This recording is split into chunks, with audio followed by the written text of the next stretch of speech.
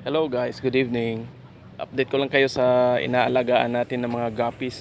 Yung ano ko pala, yung full gold guppy, nanganak pala siya. So, nung nakarang gabi, di ko napansin. Pag uwi ko, tiningnan ko sila, sinilip ko. May mga fries na lumalangoy-langoy. So, ngayon kinuha ko sila. Nilagay ko muna dito sa temporary na cup, plastic cup. Tapos ililipat ko na lang sila ng isang maayos na lalagyan. Kailangan po agad na ihiwalay natin itong mga anak ng guppies kasi kung hindi, kakainin sila ng ibang guppies, yung malalaking guppies or yung mga magulang nila mismo, kakainin sila kasi mapagkakamalan silang kite-kite.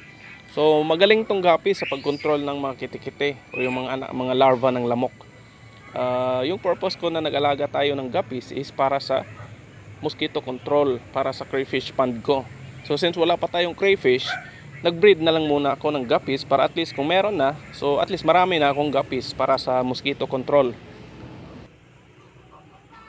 Since nag-alaga na lang din ako ng guppies, so pinili ko na lang yung magagandang klase kasi pwede naman siyang ibenta.